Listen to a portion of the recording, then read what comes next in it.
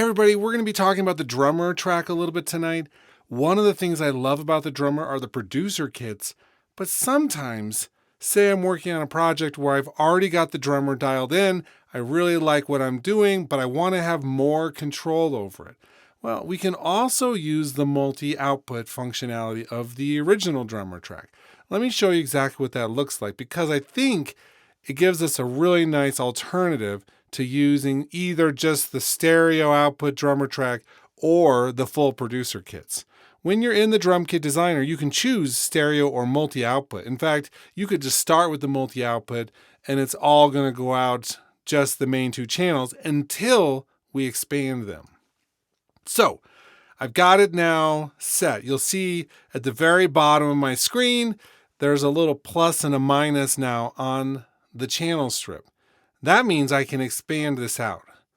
And we can go out more than we even have drums for this. Once we start seeing where it says aux 9 and the input is drum 11, in this case, we're not using those. We don't have anything on that for this particular kit. So I've got the main one. I've got the kick, the snare, the toms, and the hi-hat percussion.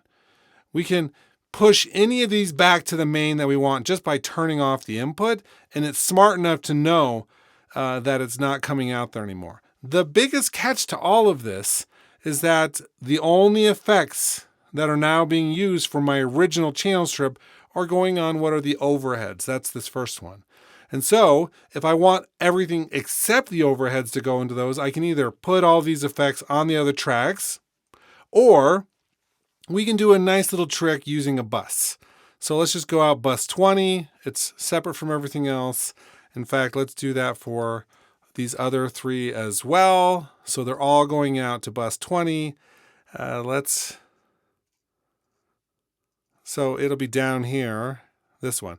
This is one of the things I dislike most about Logic in some ways, is that I can't easily move things around and see them, right? But we can do the single functionality in the mixer, and that brings us this stuff plus the aux tracks that we're going to. So in this case, I'm going to Option Shift click and pull each of these over so that they're on that track. I'm going to turn them off on this main one. I'm going to turn them back on in a second, but I really want to have all of the kick, snare, toms, hi-hats going out the same effects as I had before, and just the overheads going off more natural. The real truth is, let me just for a second go like this and let you hear what this sounds like.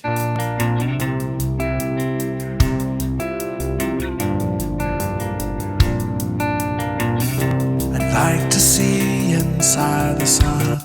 The minute I start putting these out separate channels, I've always thought it's going to sound like a very different kit. And that's just because they're not going through that effect anymore. So really quickly, let me reset this up. They should all still be there.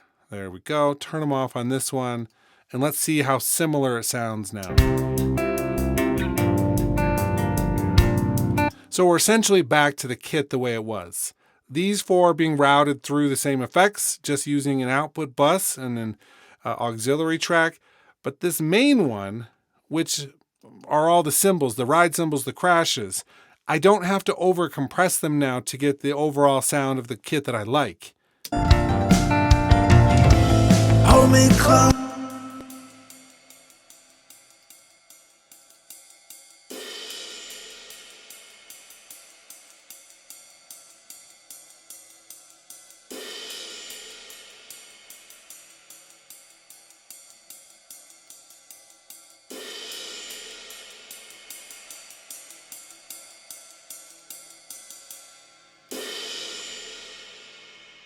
So I can get a much more natural sounding cymbal while really heavily compressing the kick, snare, tom, and the other percussion elements. That's what I want with this. I don't want to have to do a whole producer kit and then mix everything. I just want to keep everything simple and then still get that sound that I had when I was just working with the drummer as a stereo drummer track. Hold me close, but don't touch me. Hold my hand, I'll turn away. Let me hear it, the heavier part of the song real quick. Make sure that it's standing up. I'll never say. Now I know that this was what was supposed to be. Find my way to you to set me free. And this was always going to be the one and only path. And you were all. So I end up with the drums that I'm looking for. The heavily compressed, limited, but still I'm mixing in some of the original here using the mix knob, but I can do the cymbals completely separate and maintain everything I want just by routing it this way. Okay, this is just a tip. I really like the Drummer Kit. I think it's an amazing tool in Logic. I love the integration with the iOS app, the iPad OS app, and how we can perform that and integrate it with all of those things. But having this flexibility of routing becomes so critical when you're going for a nuanced approach to your drum mixing. Okay, I hope this helps. Talk to you later.